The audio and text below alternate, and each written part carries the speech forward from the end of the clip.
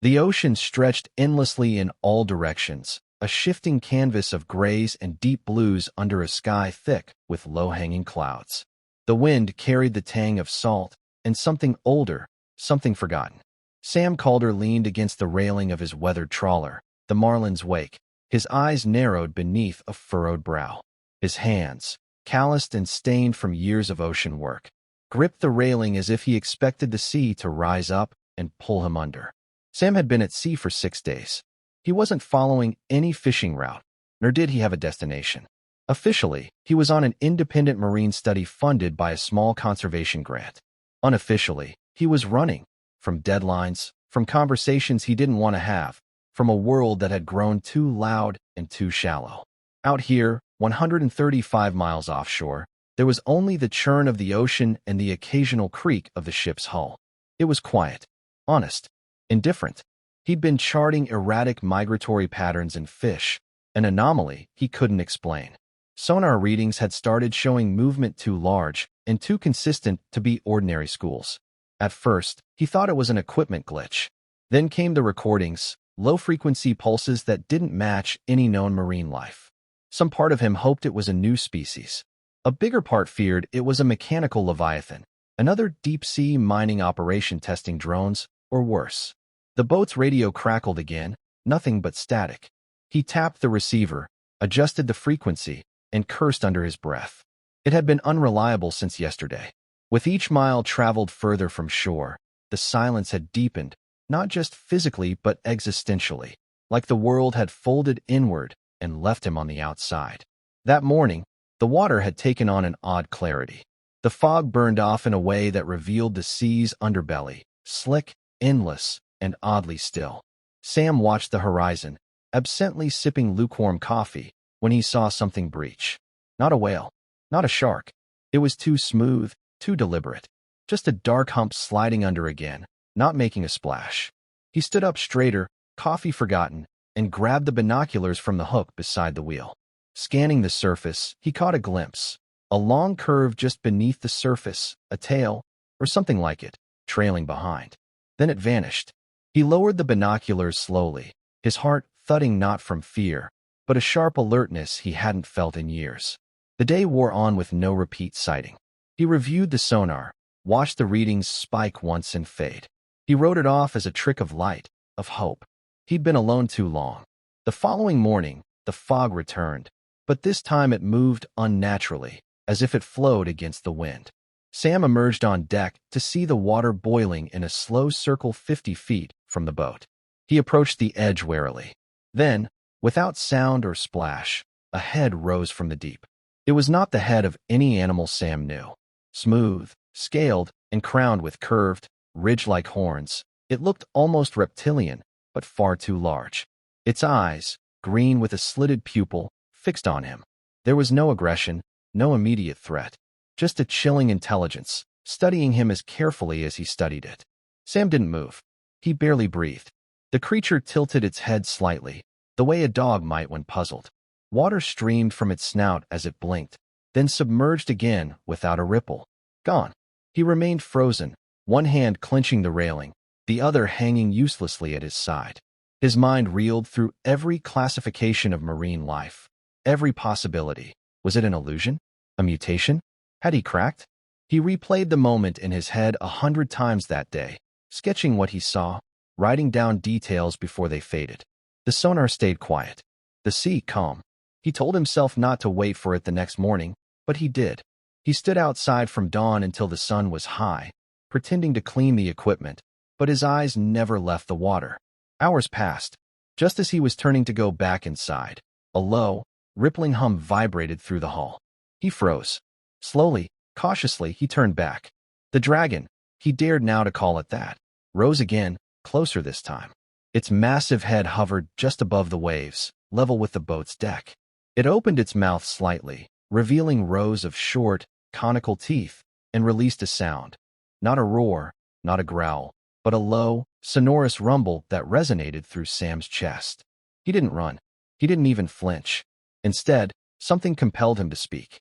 "I'm not here to hurt you," he said, his voice steady despite the tremor he felt. "I don't know what you are, but you don't seem afraid." The dragon blinked. A droplet of water fell from its chin, landing near his foot. Its gaze remained locked to his.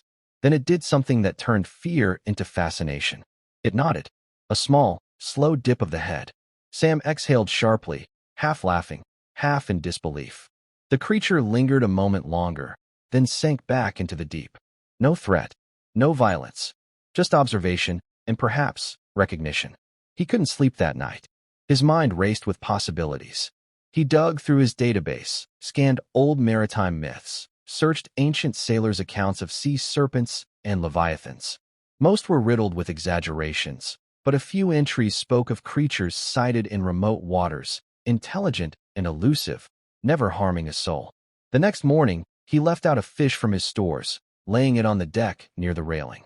It was a stupid idea, he knew, offering food to a creature that may not even be carnivorous. But he had no other tools for communication. As the sun lifted, the sea shimmered once more, and the dragon returned. Its head rose slowly, eyes flicking toward the fish and then back to Sam. It waited. He gestured slowly to the offering, not speaking.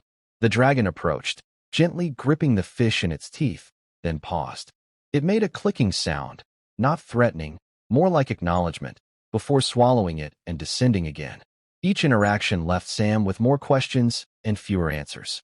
By the fifth morning, the dragon no longer lingered at a distance. It approached as if expecting him, its head resting briefly against the side of the boat.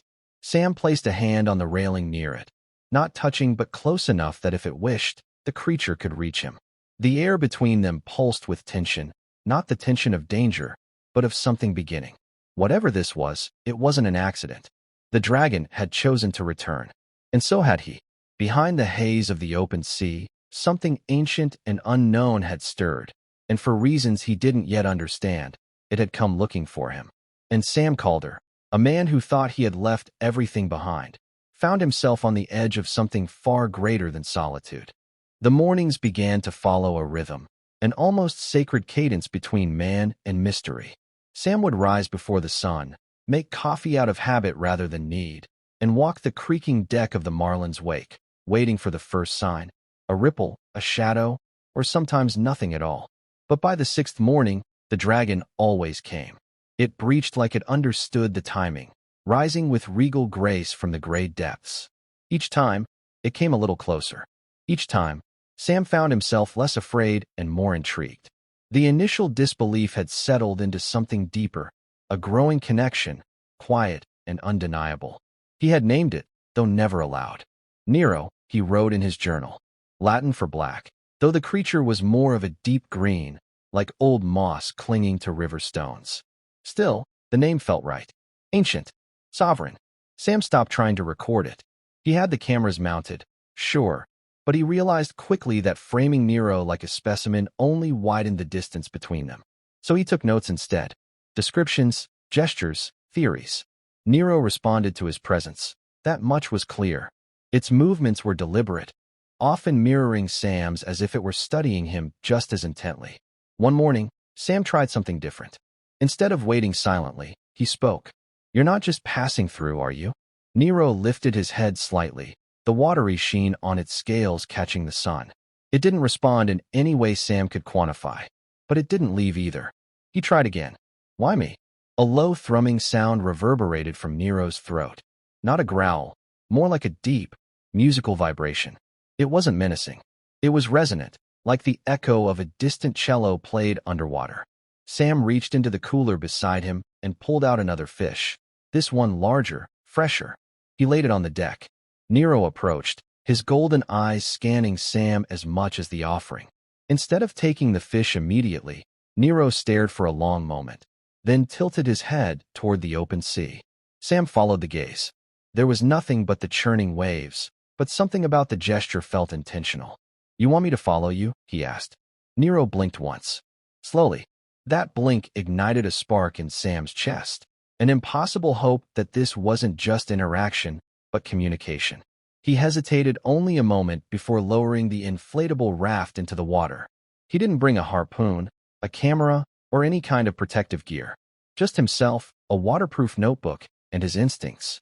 Nero swam slowly, close enough to track, but just out of reach. guiding Sam deeper into open waters. The ocean below was a world unto itself, infinite and indifferent. But with Nero just ahead, it felt strangely alive, as though some buried current of meaning now surged beneath the surface. They traveled for perhaps 20 minutes when Nero stopped. The sea grew darker here, the water colder. Sam looked down and saw nothing but abyss. Then Nero dove. Sam waited. Minutes passed. Then bubbles surged to the surface, and Nero emerged once more, this time bearing something in his mouth. A smooth, barnacle-covered object, about the size of a basketball. He nudged it towards Sam. It took all of Sam's strength to haul it into the raft. The object was heavy and smooth beneath the crusted marine life. As he examined it, he realized it wasn't natural. It was crafted, man-made. A sphere of some composite material, scorched and sealed, bearing markings, symbols he couldn't identify. Sam looked up at Nero, stunned. "You found this." Nero lowered his head slightly, releasing another low hum that resonated in Sam's bones. Back on the boat, Sam spent hours cleaning the object. Beneath the grime, strange etchings appeared, too precise to be decorative, too complex to be simple code. It was as if Nero had brought him a message, though its meaning remained locked away. Yet something about the moment felt like a shift in their relationship, from curiosity to trust, from fascination to purpose. Nero returned the next day, and the next, no longer just visiting, but initiating. He would breach closer, linger longer, even nudge the boat gently, as if calling Sam's attention when he was distracted. Sam began to speak more freely, telling stories, asking questions, sharing thoughts he hadn't dared voice aloud in years. He talked about his late brother, Michael, who had drowned during a storm 10 years ago.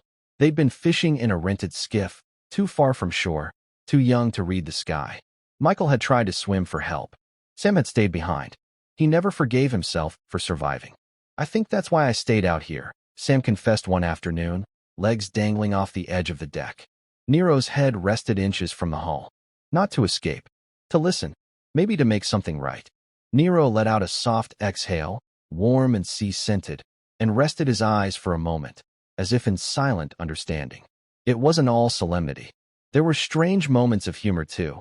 Times when Nero would mimic Sam's gestures or tilt his head in exaggerated ways, almost playfully. Once, when Sam dropped a wrench into the sea, Nero dove and returned minutes later with the exact tool clenched between his teeth. Sam had laughed, loud and long, for the first time in months. But even as their bond deepened, something heavier grew beneath it. Questions Sam couldn't ignore. Why was Nero alone? What was he showing Sam? And more importantly, what did he want? One night, after Nero had disappeared below the surface, Sam stood on the bow and stared out into the moonlit ocean. The sphere, the artifact, sat secured in a crate beside him, still unreadable, but no longer inert. In the darkness, it gave off a faint hum, subtle but unmistakable. Something in it was awakening. Sam shivered, not from the cold, but from a growing sense that he stood at the precipice of something monumental. He had come to see to escape, to forget. But now he had been chosen, somehow, to bear witness to a truth not meant for the world he came from. And deep within that truth, perhaps, was a path to redemption. He turned back toward the water just in time to see Nero's silhouette rising, luminous under the moonlight, waiting, watching. Sam whispered into the night, unsure if it was a prayer, a promise, or a plea. "I'm ready." The sea did not answer, but Nero stayed. The days that followed blurred into one another, a suspension of time anchored only by Nero's visits and the growing hum of the artifact. Sam barely slept. His journal grew thicker with entries, observations, sketches, thoughts he was too afraid to speak aloud.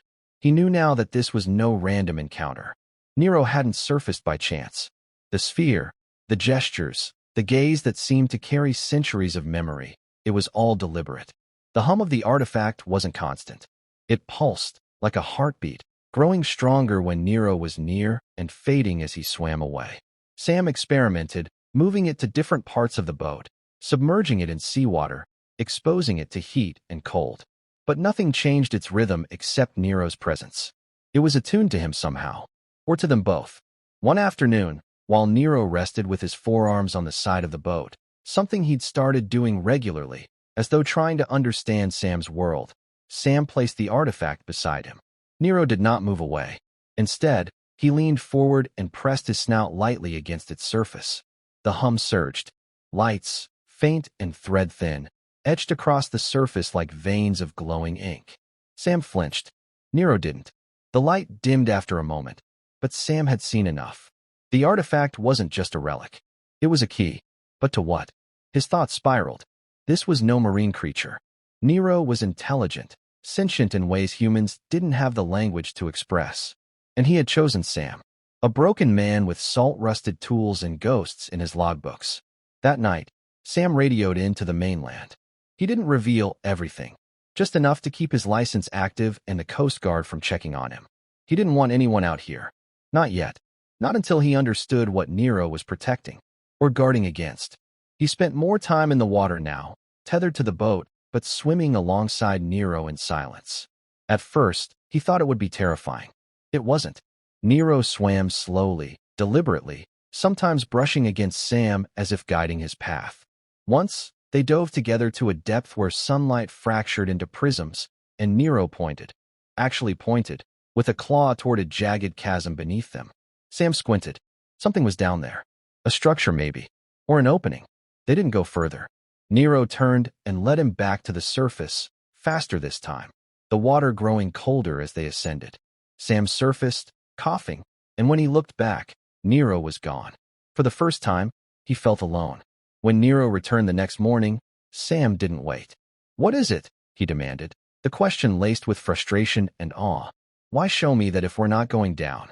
Nero didn't respond, but he circled the boat twice, faster than usual, before stopping abruptly and staring at Sam with piercing intensity. Sam stepped closer. "Are you protecting it?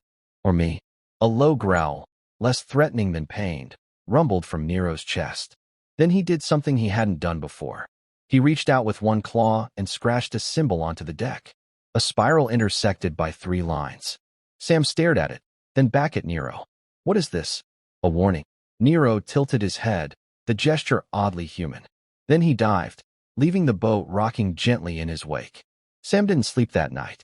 He sat beside the symbol, sketching it over and over in his journal, trying to interpret it. He searched his notes for any reference. It didn't match the artifact's markings, but it felt connected, visually, emotionally, like a part of a larger script. In the morning, Nero returned, but he wasn't alone. Behind him, emerging cautiously from the depths, came another dragon. Smaller, sleeker, its scales tinged with blue rather than green. Its eyes flicked nervously from Nero to Sam, and then back again. Sam's breath caught. "Nero, is this?" The new dragon stayed behind, clearly unsure, but it didn't retreat. Nero made a series of soft, rhythmic sounds, tones that felt too deliberate to be anything but language. The other dragon responded in kind. It was a conversation, and Sam was only a listener. After a few moments, the second dragon approached the boat, but did not make contact. It remained partially submerged, its gaze wary. Sam reached slowly for a fish and tossed it gently into the water nearby. The dragon snatched at midair, and Sam could swear he saw the flicker of a grin. "I won't hurt you," he whispered, unsure whether the words would matter. Nero made a deep, vibrating sound of approval. Sam smiled. For the first time, he realized this was bigger than him.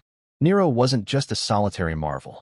He was part of something, a species, a society perhaps, in hiding, watching, waiting.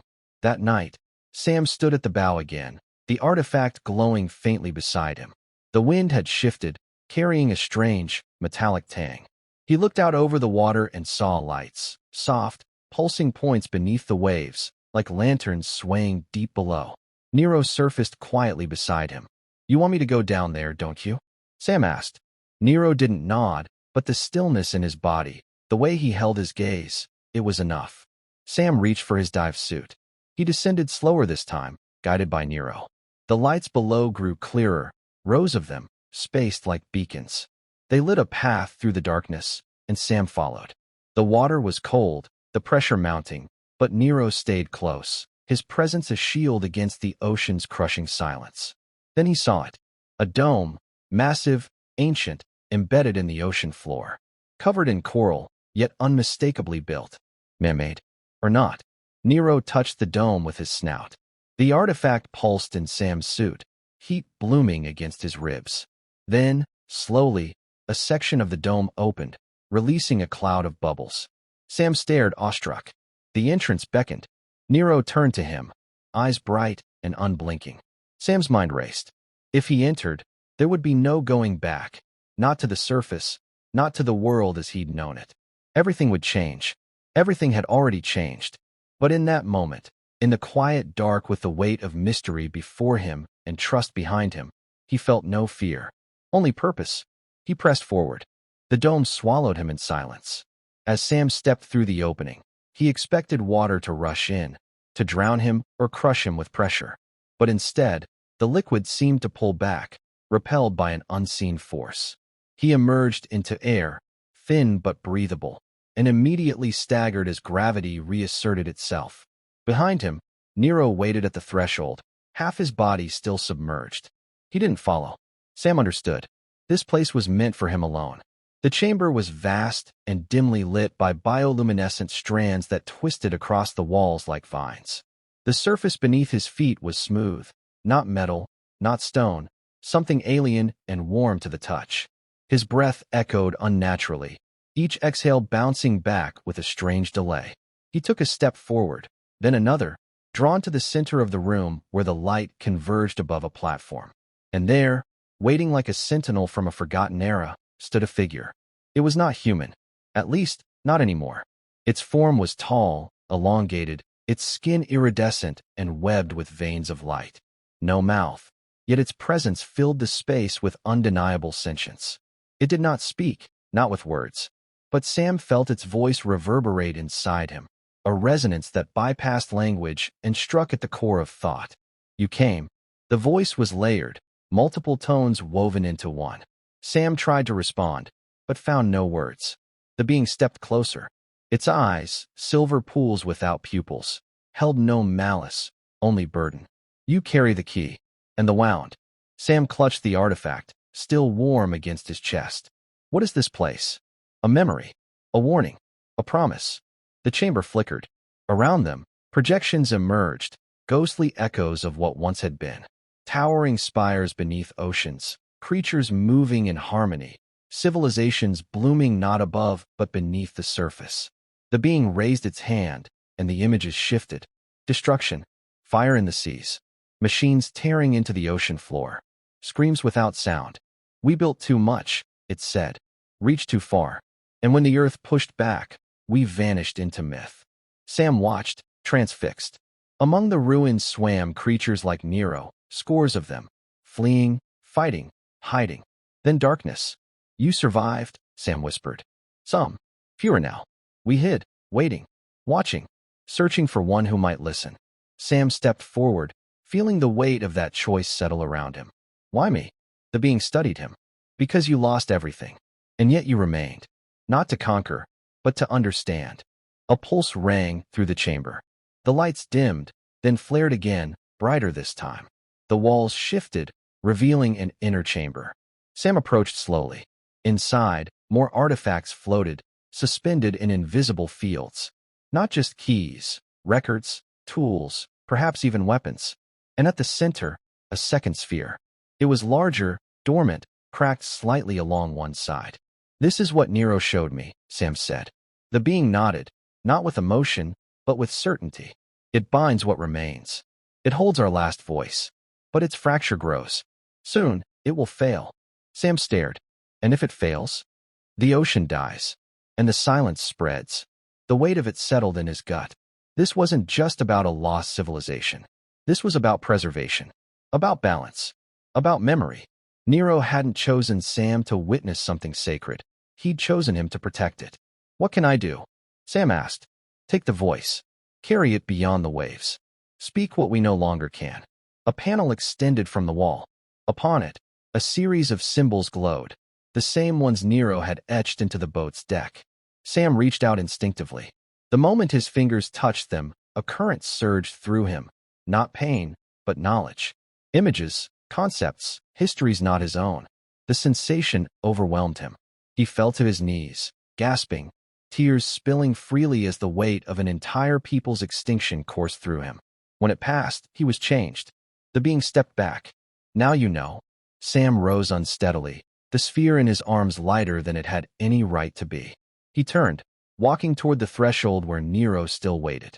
The dragon's eyes narrowed, not in suspicion, but in readiness. He had known. He had waited for this. As Sam climbed onto Nero's back, the dome began to close behind them. No sound marked its ceiling, only a sudden, suffocating stillness. They rose through the water, fast, the pressure peeling away, the currents parting around them as if yielding to something far older than physics. When they surfaced, the sky was darker than it should have been. Storm clouds rolled in from the east, thick and black with ash, not rain. The ocean itself seemed disturbed, currents shifting unpredictably. Sam looked around, his heart thudding. He wasn't too late, but the world was closer to unraveling than he had realized. Back on the boat, he placed the new sphere beside the first. Their hums synchronized, low and steady. Nero circled once, then lowered his head, nudging Sam gently. "What now?" Sam asked, though he already knew.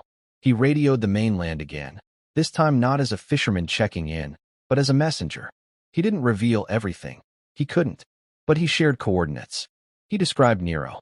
He warned of an ecological shift approaching, of anomalies in the deep. Not everyone would believe him, but some would, and that would be enough. In the days that followed, Nero remained close. The blue-scaled dragon returned as well, this time with two others, juveniles, smaller but alert. A pod. A family. Sam realized he was no longer alone in the truest sense. He had a purpose, a mission etched into his very memory. He became the bridge. He taught what he'd learned, spoke of the hidden histories, showed the spheres to those willing to see. And at night, when the sea glowed faintly beneath his boat, he would sit on the deck and feel the world tilt slightly, away from collapse, toward understanding. He never returned to shore. The land no longer held what he sought. But the sea, wide, wounded, whispering, had become home.